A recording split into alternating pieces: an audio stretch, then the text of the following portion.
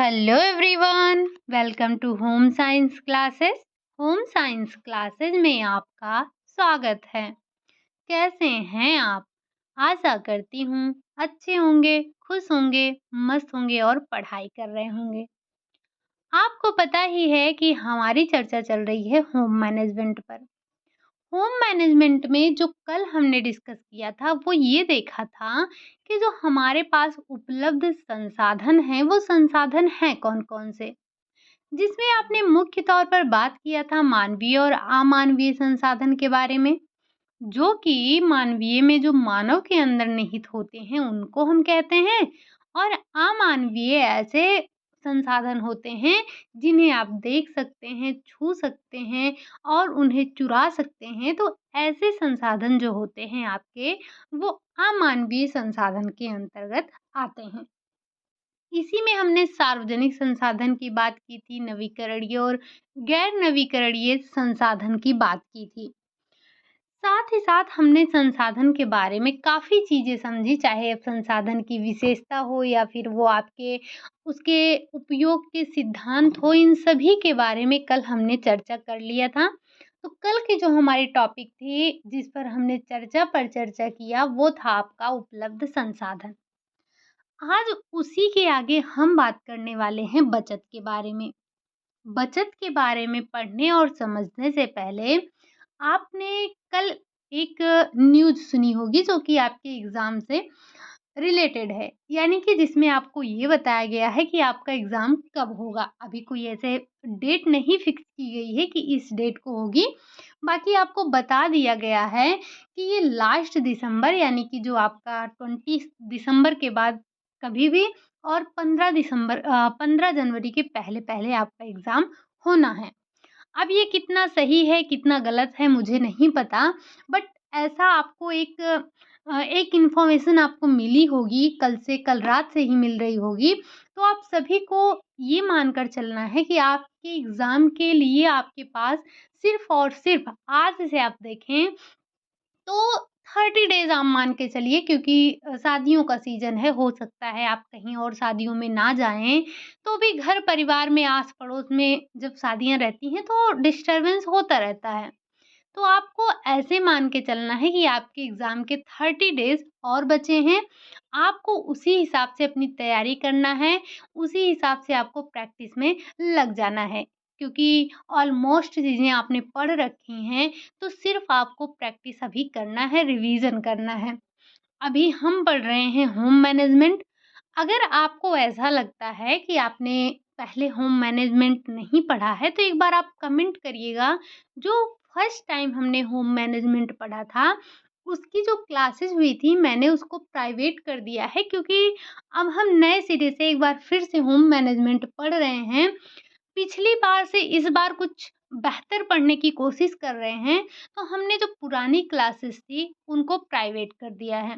लेकिन अगर आप चाहते हैं कि एक बार आप उसे भी पढ़ लें और अपना, ताकि जब हम ये अपना कंटिन्यू रखें तो आपका रिवीजन होता रहे, उसके लिए आपको एक बार कमेंट करना होगा कि आपको पुरानी क्लासेस चाहिए। फिर मैं उसको पब्लिक कर दूँगी। उसको आप देख लेंगे और जब यहाँ पर दोबारा देखेंगे तो आपका रिवीजन होता रहेगा। और अगर आपको नहीं चाहिए तो कोई बात नहीं है, वो प्राइवेट ही रहेगा। अभी जो हमारी क्लासेस चल रही हैं, वो ऐसे ही कंटिन्यू चलती रहेंगी। और एक बात, मुझे ऐसा क्यों लगता है कि आपको अपनी क्लासेस में इंटरेस्ट नहीं है? अगर नहीं है तो मैं ये इसी मंथ, यानी कि लास्ट नवंबर तक देख रही हूँ, अगर आपके व्यूज़ नहीं बढ़ते हैं, आपका इंटरेस्ट इसमें नहीं दिखता है, तो मुझे ये क्लासेस ऑफ करनी पड़ेगी। मुझे ऐसा लगता है कि ये वेस्ट ऑफ टाइम है।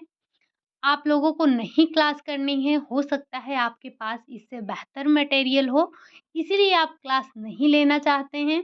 तो आपके पास 15 दिन है, इन 15 दिनों में अगर आपके व्यूज़ जो हैं वो इंक्रीज़ होते हैं, तभी मैं इस क्लास को कंटिन्यू करने वाली हूँ। अदरवाइज़ मैं ये 30 नवंबर के बाद ये क्लासेस आपकी ऑफ कर दूँगी। हमें नहीं लगता कि आपको इन क्लासेस की ज़रूरत है। तो आप अगर चाहते हैं कि ये क्लास आपकी कंटिन्यू रहे, आपके एग्ज़ाम की दृष्टि से ये आपके लिए इम्पोर्टेंट लगते हैं, तो व्यूज़ बढ़ाइए, शेयर करिए ताकि मुझे भी मोटिवेशन मिले। ऐसा ना हो कि सिर्फ़ जो है मैं क्लासेस बनाती रहूँ, समझाती रहूँ और कोई इसको पसंद ही ना करे। मतलब किसी को जब इसकी ज़रूरत ही नहीं है, तो फिर ये क्लास रोज़ इतना समय देने का क्या मतलब निकलता है? और अगर आपको ज़रूरत है, तो वो आप दिखाइए कि हाँ, हम इंटरेस्टेड हैं, हमें इसकी आवश्यकता है। ठीक? चलिए और बाकी आपकी जो न्यूज़ आई थी, उसके हिसाब से आपका एग्ज़ाम जो है लास्ट दिसंबर और जनवरी के फर्स्ट वीक या सेकंड वीक तक हो जाना है। ठीक? तो उसी हिसाब से अपनी तैयारी को आप करते रहिए। बाकी हम चर्चा कर लेते हैं आज सेविंग के ऊपर। क्योंकि भाई आप सबकी जॉब लग जाएगी, तो आप कुछ ना कुछ सेव करेंगे ही। अब सेव क्यों करना है, कैसे करना है, क्या-क्या तरीके होते हैं हमारे पास सेविंग के, हम उन्हीं सब के बारे में चर्चा करेंगे। तो सबसे पहले हम समझते हैं कि ये हमारा बचत क्या होता है। आपको पता है कि बचत मनुष्य की वो आय का भाग होता है, जो वर्तमान में आवश्यकताओं की पूर्ति के लिए हम जिसका उपयोग नहीं करते हैं। अगर आपके पास जो भी आय है, आप सब पूरा का पूरा खर्चा कर दे रहे हैं, तो आपके पास बचत कहाँ रह जाएगा? तो बचत मनुष्य की आय का ऐसा भाग होता है, जिसे वो अपने वर्तमान के उपभोग की या वर्तमान की आवश्यकताओं की पूर्ति के लिए नहीं उपयोग करता है, बल्कि भविष्य के उपभोग के लिए समझ-बूझ कर अलग उत्पादक के रूप में रखा जाता है और संपत्ति की पूंजी का स्वरूप दिया जाता है। अगर और भी साधारण मतलब इसको अगर आप समझें तो समझने के बहुत ही सरल से भी सरल तरीके हैं। मतलब बचत अपने आप नहीं होता, बल्कि वास्तव में सभी व्यक्तियों या फिर परिवारों के द्वारा बचत संभव नहीं होता है। अधिकांश परिवार या फिर व्यक्ति बचत तभी कर पाते हैं जब वे सावधानी पूर्वक आर्थिक योजना बनाते हैं और कुछ वर्तमान इच्छाओं का वो परित्याग करते हैं यानी कि त्याग देते हैं अपनी सारी ज़रूरतों को ज़रूरतें छोड़िए सारी इच्छाओं को वो अपने नहीं पूरा करते हैं। जैसे आपके पास इनकम है, जो भी इनकम है, अगर आप सोचें कि हम गाड़ी ले लें, बंगला ले लें और हमारे पास हीरे जवाहरात हों, तो आप सब कुछ जैसे आप टीजीटी के टीचर बन गए, आपकी सैलरी 45-50 के आस-पास होगी, 50 मान लेते हैं। 50,000 के आस-पास है। अब आपने उसी में तुरंत कार भी ले लिया, घर भी आपने ले लिया, तो आप फ्यूचर के लिए क्या बचा पाएँगे? नहीं बचा पाएँगे ना। तो उसके लिए आपको कुछ अपनी इच्छाओं को मारना पड़ेगा, यानी कि कुछ इच्छाओं का त्याग करना पड़ेगा, ठीक? तो वही है आपकी जो आप अपनी इच्छाओं को दबाकर अपना बचत करते हैं, तो यही आपका बचत कहलाता है। अब थोड़ा-सा हम और समझें अगर, तो कुल आय में से जो आपके पास बचत क्या है? तो कुल आय में से व्यय को घटा देने पर जो कुछ शेष बचता है, वही आपका बचत होता है। अगर आप इसे और सरल रूप में समझें, तो आय और उपभोग व्यय के अंतर को बचत कहते हैं। और भी सरल शब्दों में ये समझिए, आपके पास ₹100 है, आप मार्केट में गए, आपने जो भी आपको सामान चाहिए था, हालाँकि आजकल ₹100 में इतना कुछ सामान मिलता नहीं है, फिर भी जस्ट एग्ज़ाम्पल के लिए हम समझ रहे हैं कि आपके पास ₹100 था, आप गए मार्केट में, आपने लिया, कुछ भी लिया, खिरची-मिर्ची जो भी आपको चाहिए थी, आपने ले लिया और कुल मिलाकर आपने ₹80 खर्चा कर दिए। अब आपने जो ₹80 खर्चा कर दिए और 100 जो आपका कुल आय था उसमें से आपने 80 को घटा दिया, आपका बचा कितना? तो ₹20। ₹100 आपके पास कुल पैसा था। आपने उसमें से ₹80 ले लिया या ख़त्म कर दिया, बचा आपका कितना? 20। तो ये आपका इनकम था, आपकी आय थी, ये आपका व्यय था और ये आपका बचत था, ठीक? तो आय आय में से अगर हम व्यय को घटा देते हैं तो वो आपका आ जाता है जो बचत होता है, ठीक? तो आय और व्यय यानी कि आय में से व्यय को घटाने पर हमारा बचत निकल कर आ जाता है कि हमने बचत कितना किया है, ठीक? अब इसी को थोड़ा-सा आप और समझें तो परिभाषा है एक, परिभाषा क्या है? किन्ज के अनुसार केन्ज महोदय ने बताया। बचत को इन्होंने एक अर्थशास्त्र में इन्होंने केन्ज के अनुसार जो वर्तमान आय है, जो आपका वर्तमान आय है, वर्तमान आय का वर्तमान उपभोग व्यय पर आधिक्य को बचत कहा जाता है। ठीक? ये इन्होंने परिभाषा दी है। अगर आप इसे और सरल शब्दों में समझना चाहें तो ये क्या है कि वर्तमान आय और वर्तमान उपभोग व्यय के अंतर को हम क्या कह रहे थे? हम बचत कह रहे थे। यहाँ पर उपभोग व्यय का अर्थ क्या होता है?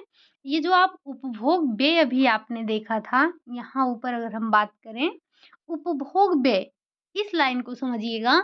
उपभोग व्यय का अर्थ होता है उस व्यय से जो कि प्रत्यक्ष रूप से उपभोग वस्तुओं पर आप व्यय करते हैं।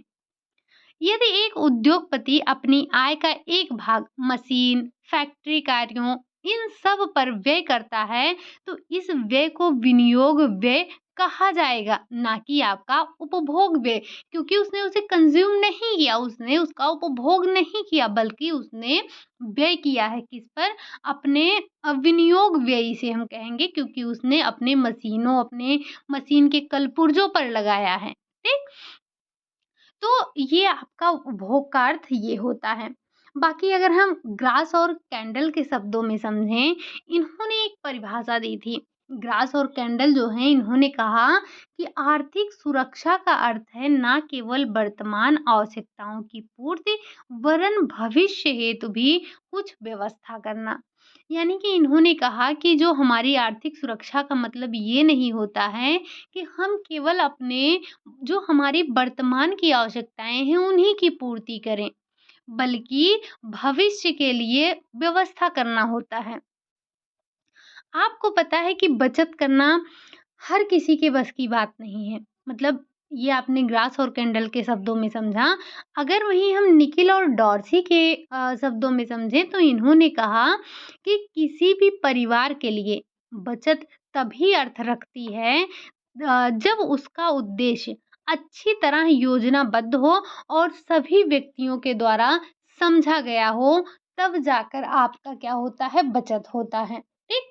अगर मानते हैं कोई परिवार है, यदि यदि परिवार को ये पता हो कि क्यों बचत करनी है, तो वो उसके लिए एक नियमित योजना बना सकता है।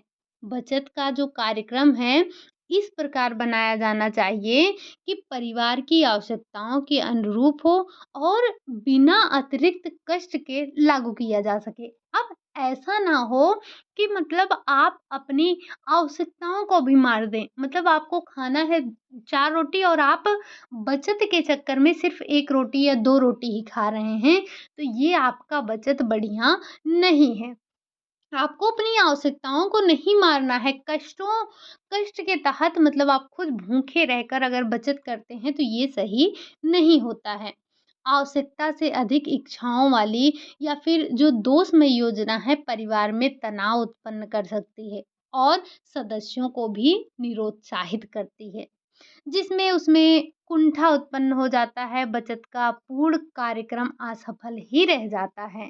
तो ऐसे में बचत को हमें सोच समझकर एक योजनाबद्ध तरीके से बचत करना होता है। बचत का कारण भी हमें पता होना चाहिए। अच्छा, ये जो आपका टॉपिक है ना, ये थोड़ा-सा आपको समझने वाला टॉपिक है। इसमें आपको ऐसे कुछ रटना नहीं है, ठीक? मतलब ऐसे कुछ याद भी बहुत नहीं करना है, बस आपकी समझ पर आधारित है। आपसे पूछ लिया जाएगा कि बचत हम कब के लिए करते हैं? भूत के लिए, वर्तमान के लिए, भविष्य के लिए। हम सभी को पता है कि बचत भविष्य के लिए किया जाता है और यहाँ से कई बार क्वेश्चन पूछे गए हैं। अब बचत को प्रभावित करने वाले तत्व क्या-क्या हैं? हमें बचत कब करना चाहिए? तो इन चीज़ों को थोड़ा-सा हमें ध्यान से समझना है बस, बाकी कुछ नहीं करना है। जैसा कि आपने ग्रास और कैंडल की परिभाषा में समझा कि जो आर्थिक सुरक्षा है, आर्थिक सुरक्षा का मतलब केवल ये नहीं होता है कि आप केवल वर्तमान आवश्यकताओं की पूर्ति करें, बल्कि भविष्य के लिए भी कुछ व्यवस्था करना होता है। ठीक? अब ये सेविंग और संचय, मतलब जो आपका सेविंग है और आपका जो स्टोरेज है, ये दोनों ही धन को बचाकर रखने के संबंधित हैं, लेकिन दोनों में आधारभूत अंतर होता है। बचत में बचाए गए धन को उत्पादित कार्यों में या फिर विनियोग में लगाया जाता है, ताकि उससे आय को भी मतलब आय भी प्राप्त कर सकें। लेकिन संचय में धन को एक ही इकट्ठा करके आप किसी पेटी में रख दें या किसी डिब्बे में रख दें, तो ये आपका होता है संचय करना। मतलब जैसे आप क्या करते हैं, सेविंग यानी कि जो आप धन बचाते हैं, ये सेविंग करते हैं। पैसे का आप क्या करते हैं, सेविंग करते हैं। लेकिन वहीं अगर हम बात करें कि जो आटा, गेहूँ, चावल, अनाज जो हैं हमारे, हम उनकी क्या सेविंग करते हैं या हम उनका स्टोरेज करते हैं? तो हम स्टोरेज करते हैं। जब अच्छा ये बताइए, जो जैसे छोटे बच्चे होते हैं, ये क्या करते हैं, इनके पास एक गुल्लक होता है, हमारे पास भी था, आपके पास भी था, ठीक? तो हम क्या करते थे, हम अपने पैसों को संचय करते थे। एक गुल्लक होता था, उसमें हम अपने पैसे ₹1, ₹2, ₹5, ₹10, तब जब हम लोग छोटे-छोटे हुआ करते थे, तब कोई जैसे रिश्तेदार आता था तो पैसे देकर जाता था, ₹10, ₹5 ऐसे पैसे देता था छोटे-छोटे बच्चों को। तो हम लोग उसमें भी उसको भी ले जाकर उसी गुल्लक में डाल देते थे। तो हम कर रहे थे संचय अपने पैसों का, ठीक? हम उसको इकट्ठा कर रहे थे। ये होता और जो आप अपनी जैसे अभी आपकी जॉब लग जाएगी तो उससे आप जो अपने अकाउंट में पैसे रखेंगे वो आपका सेविंग हो जाएगा। फिर वो आपका संचय नहीं कहलाएगा, ठीक? और ये जो हम डिब्बों में रखकर इसको संचय करते थे और आवश्यकता अनुसार उनका हम उपयोग कर लेते थे, लेकिन इसमें कोई आय नहीं होती थी, ठीक? तो ये जो हम संचय करते थे वो आय नहीं हुआ करती थी। तो थोड़ा-सा आपको संचय यानी कि जो आपका सेविंग और स्टोरेज है, इन दोनों के अर्थों को आपको समझना पड़ेगा, ठीक? अब हम बात कर लेते हैं, जैसे हमने बचत के अर्थ को तो समझ लिया, सेविंग का मतलब क्या है, हमने इस चीज़ को समझ लिया। अब हमारे लिए इम्पोर्टेंट क्या है? अब हमारे लिए इम्पोर्टेंट है बचत की आवश्यकता को समझना। हम सेविंग तो करते हैं, लेकिन क्यों करते हैं? जैसे जब हम बच्चे होते हैं तो हमें सेविंग करने का उतना मतलब हमें ना तो उतनी आवश्यकता होती है और ना ही हम समझ पाते हैं कि हमें सेविंग क्यों करना है, ठीक? लेकिन जैसे-जैसे हम बड़े होते हैं, जैसे बड़े हैं, मम्मी-पापा हैं, तो उनको इस चीज़ों की समझ होती है, या अभी आप हैं तो आपको भी ये समझ है कि हमें सेविंग क्यों करना है। तो सेविंग के कोई 1-2 कारण नहीं है, कई कारण हैं जिनको हम एक-एक करके थोड़ा-थोड़ा समझने वाले हैं, और यहाँ से आपसे अच्छी खासी मात्रा में क्वेश्चन पूछे जाते हैं, तो घबराना नहीं है, आपको धैर्य के साथ पढ़ते हुए, समझते हुए चलना है। तो सबसे जो हमारी पहली आवश्यकता है, वो है हमारी आकस्मिकता। आकस्मिकता क्या है? तो जैसे ये प्रत्येक परिवार में अपने जीवन चक्र में किसी भी समय या आकस्मिकता का सामना करना पड़ सकता है, और ये जो आपका आकस्मिकता है, ये इतने अचानक होती है कि परिवार इसमें क्या होता है, विचलित हो जाता है। और ये हो कौन-कौन सी हो सकती हैं?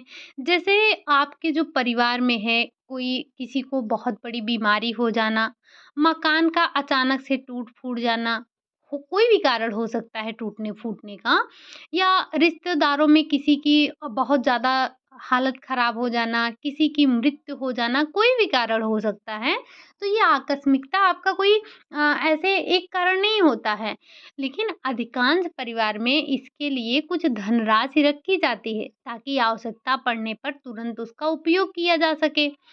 और आकस्मिकता के लिए कम से कम महीने का वेतन या फिर अधिक से अधिक 3 महीने का वेतन रखा जाता है, और ये धनराशि जो होती है, ये पैसा जो होता है, वो परिवार धीरे-धीरे बचत करके एकत्र करता है। मतलब आपकी आय मान लेते हैं 10,000 है, तो कोई एक मध्यम परिवार का व्यक्ति है जिसकी सैलरी 25,000 महीने की मान लेते हैं, तो वो अपने महीने के इनकम का ये मान के चलते हैं 20,000 उसका खर्चा हो जाता है, बिजली का बिल, कमरे का किराया, बच्चों की पढ़ाई, घर के जो खर्ची-मिर्ची लगते हैं उन सब में उसका 20,000 खत्म हो जाता है, लेकिन वो 5,000 की सेविंग करता है।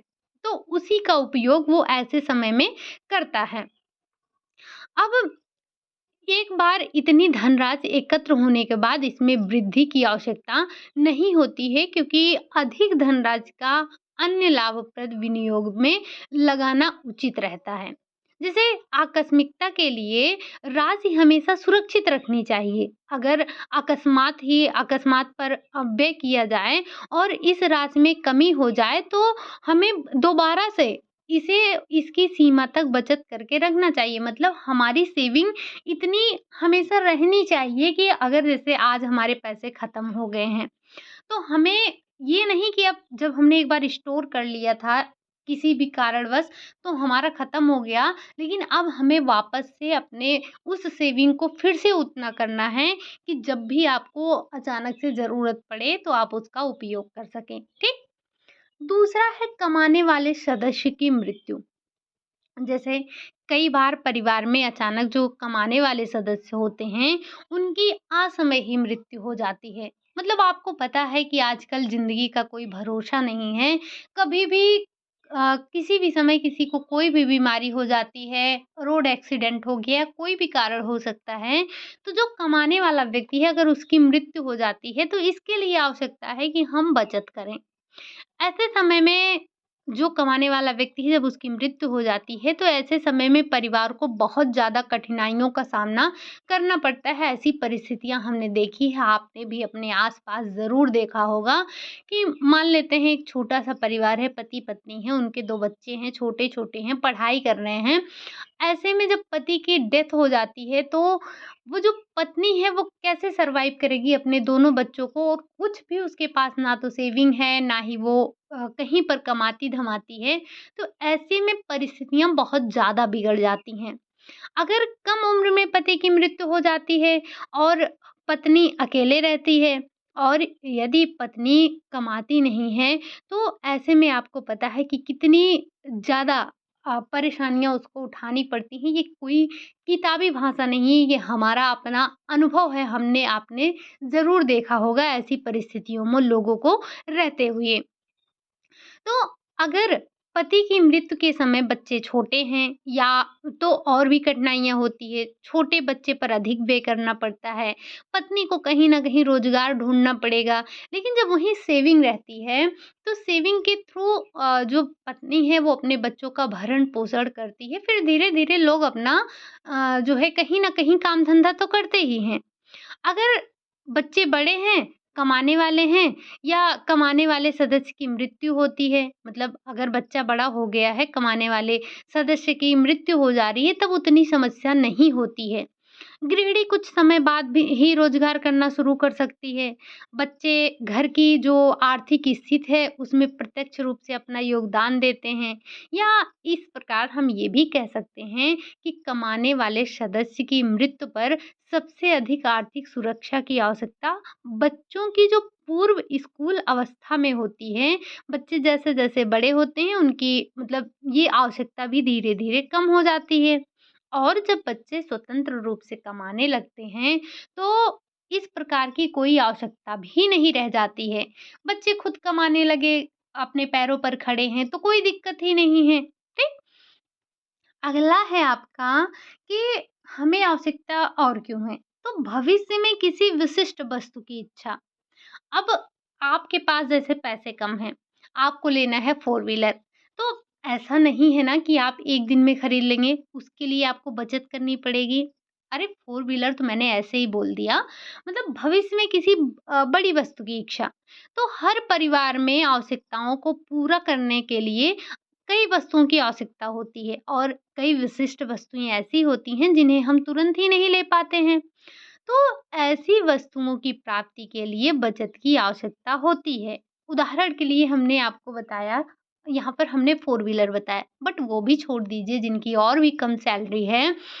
जैसे घर खरीदना हो गया, कार लेना हो गया, फ्रिज लेना हो गया, या जिनकी इनकम बहुत कम है, वो सोचते हैं सोफ़ा वग़ैरह लेने के लिए, तब भी तो उनको अपने सेविंग करनी पड़ेगी तभी ले पाएँगे।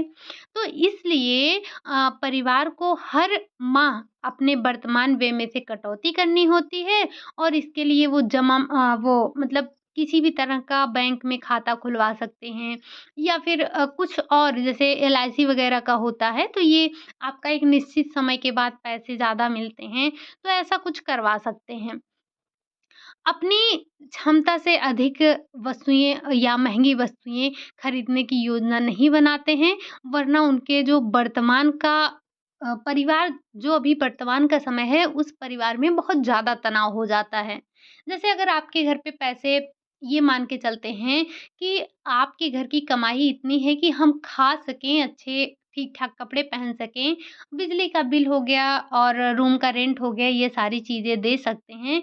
लेकिन वहीं पर अगर आपने क्या किया जैसे मानते हैं कोई लड़का है, अगर घर पे सिर्फ़ पिता ही कमा रहे हैं, बच्चा नहीं कमा रहा है, एक लड़की भी है, तो क्या किया, पिता इतना कमा रहे हैं कि उन्होंने घर की जो भी मतलब ये जैसे खान-पान जो भी है उसकी अच्छी व्यवस्था कर रखी है, खाने-पीने में कोई कमी नहीं है, घर का भी ठीक-ठाक माहौल रखा है, मतलब उन्होंने हर एक व्यवस्था कर रखी है जिससे किसी को कोई तकलीफ ना हो।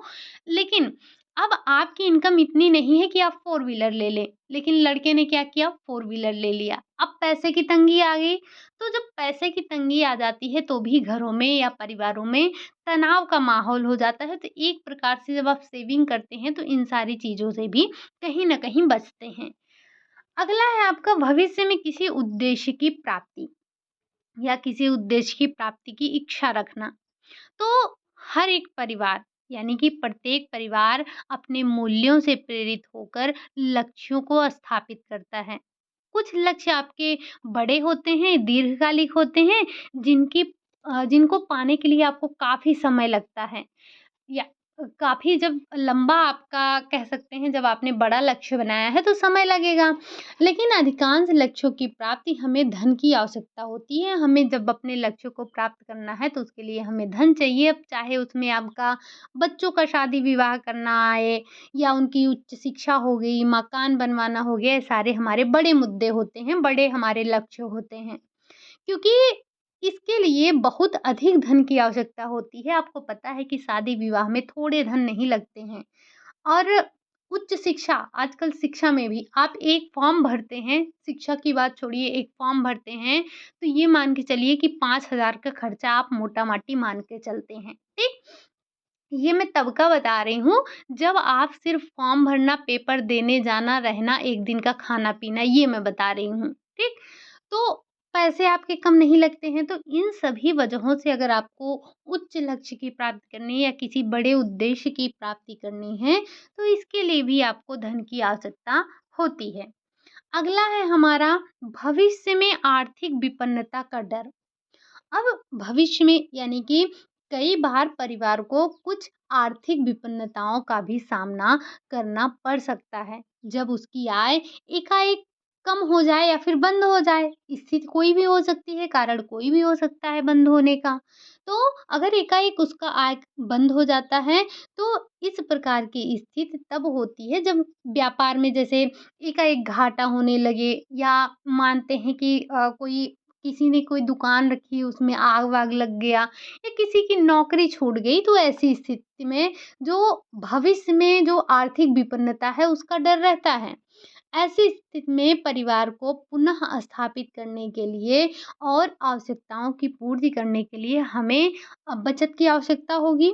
भाई मान लेते हैं किसी कारणवश आग लग गया, तो अब सब कुछ तो एक बार उजड़ गया, फिर से उसको हमें स्थापित तो करना ही पड़ेगा, कहीं न कहीं फिर से एक घर बनवाना पड़ेगा, हमें रहने का बंदोबस्त, खाने का बंदोबस्त तो करना ही पड़ेगा। तो हम भविष्य के लिए भविष्य में आर्थिक विपन्नता के डर से हम क्या करते हैं बचत करते हैं, ठीक?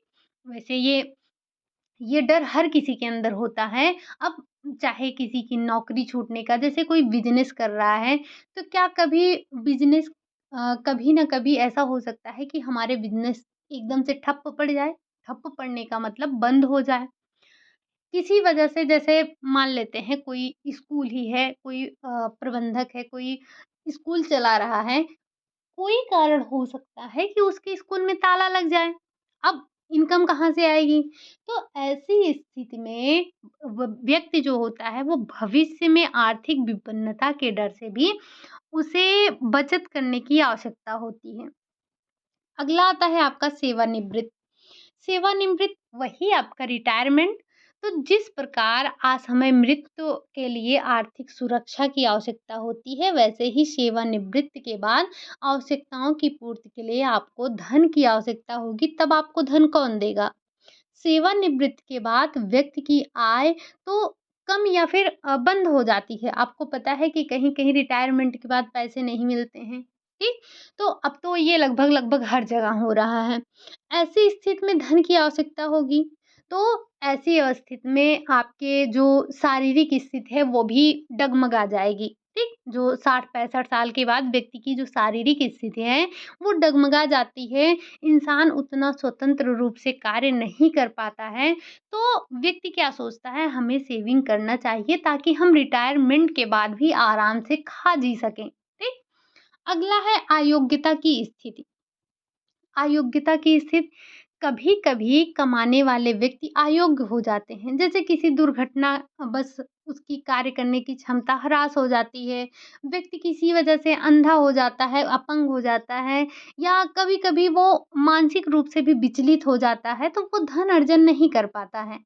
आपने देखा होगा कोई-कोई व्यक्ति बिल्कुल ठीक-ठाक होते हैं, कमाने जा रहे हैं, शाम को एक्सीडेंट हो गया उनका, पता लगा एक हाथ ही चला गया, पैर चला गया या उनको मानसिक रूप से वो क्या हो गए, मानसिक रूप से बीमार हो गए या हो सकता है कहीं भी चोट लग सकती है, दुर्घटना है, कुछ भी हो सकता है। तो ऐसी स्थितियों के लिए हम क्या करते हैं, ऐसी स्थितियों के लिए भी हम सेविंग करके रखते हैं कि जब हम कार्य करने की योग्य ना रह जाएँ, तब भी हम जो है हमारे घर खर्च में मदद मिले, हम भूखे ना रह पाएँ।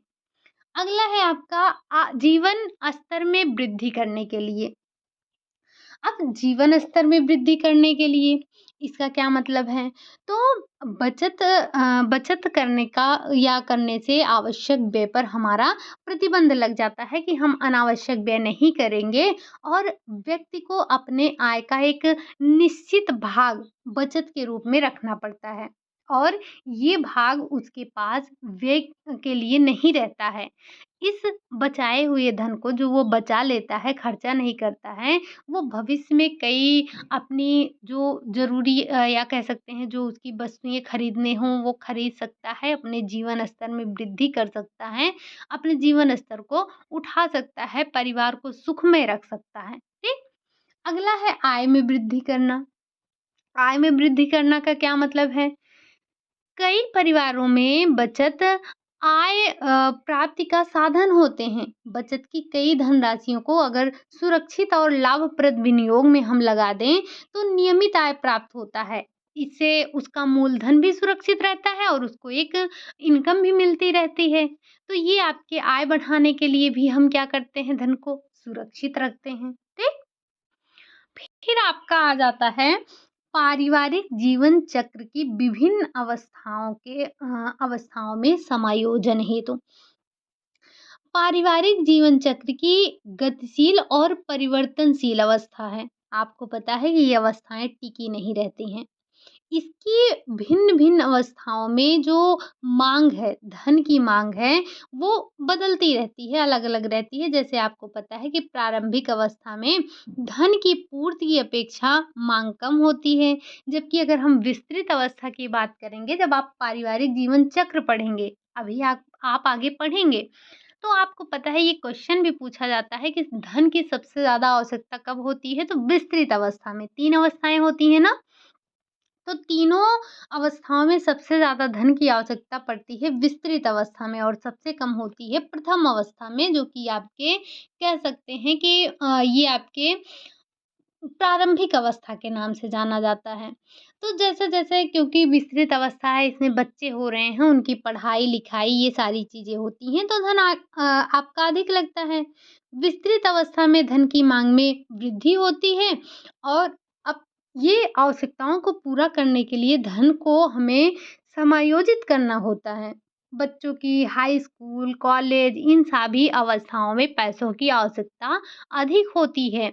इनमें पैसे ज़्यादा लगते हैं, तो परिवार को अपने प्रारंभिक अवस्था से ही विस्तृत परिवार के लिए बचत करना चाहिए। जैसे कई लोग हैं जो अभी माता-पिता नहीं बने हैं, तो उनको भी अपने भविष्य के लिए पैसे बचा कर रखने चाहिए। ठीक? कभी-कभी इन बढ़ी हुई आवश्यकताओं की पूर्ति के लिए ऋण भी लेना पड़ता है, जिसे संकुचित अवस्था में आर्थिक पुनर्व्यवस्था के काल में चुकाया जाता है, या सेवानिवृत्ति के बाद की व्यवस्था में इसे हम इसी काल में कर लेते हैं। और कभी-कभी पारिवारिक जीवन चक्र की कई अवस्थाओं में कुछ कार्यों में अधिक व्यय होता है, जैसे कि हम मानते हैं कि बच्चे का कोई ये जैसे जन्मोत्सव हो गया, मुंडन हो गया, किसी रिश्तेदार के यहाँ मृत्यु हो गई, कोई यात्रा हो गया, तो इन कार्यों में अधिक व्यय होता है। तो इन अतिरिक्त व्यय का समायोजन भी बचत से किया जाता है। हमें इस तरह से बचत करनी चाहिए कि जो हमारे ये छोटे-मोटे या जो भी खर्चे हैं, हम उनमें समायोजन कर सकें। लास्ट है आपका समाज में प्रतिष्ठा प्राप्त करना। अब ये जो हमारा समाज में प्रतिष्ठा प्राप्त करना है, मतलब कुछ व्यक्ति समाज में सम्मान पाने और अपनी प्रतिष्ठा का या प्रतिष्ठा व साख को निर्मित करने के लिए बचत करते हैं। यानी कि बचत करने से पूँजी एकत्र होती है और पूँजी से और अधिक धन में वृद्धि करके व्यक्ति अपनी प्रतिष्ठा कमाने में सफल हो जाते हैं या प्रतिष्ठा बनाने में सफल हो जाते हैं। आपको पता ही है कि आज का समय ऐसा हो गया है कि आपके पास अगर जिसके पास पढ़ाई-लिखाई तो छोड़ दीजिए, मुझे नहीं लगता है या मैंने जहाँ तक देखा है ये रियल ज़िंदगी का बता रहे हैं। शिक्षा अगर गाँव में जैसे ये आप बड़े स्तर पर मत लीजिए, जैसे छोटे स्तर पर ले लीजिए, गाँव में ही ले लीजिए। आपके यहाँ एक कोई डिग्री धारक है, मतलब उसके पास डिग्रियाँ हैं, या हम मान लेते हैं कोई किसी स्कूल का प्रोफ़ेसर है, प्रधानाध्यापक है, कुछ भी है, ठीक? वो है और वहीं आपके घर के आस-पास कोई ऐसा व्यक्ति है जिसके पास पैसा बहुत अधिक है। जैसे जो सरकारी वाले हैं, जो सरकारी अध्यापक हैं, उनकी इनकम जो है फ़िक्स है कि इससे ज़्यादा आपको नहीं मिलेगी, ठीक? अब वो ट्यूशन वगैरह पढ़ा कर लेते हैं, कहीं कोई विद्यालय खोल रखे हैं, वो अलग की बात है। लेकिन वहीं अगर दूसरा व्यक्ति है, कोई बिज़नेसमैन है, पैसे उसके पास ज़्यादा हैं, डिग्री भले ही उसके पास कम है, लेकिन इज़्ज़त उसकी रहेगी जिसके पास पैसा ज़्यादा है। तो कहने का मतलब जो पैसा है आपकी प्रतिष्ठा को बढ़ाने का कार्य करता है।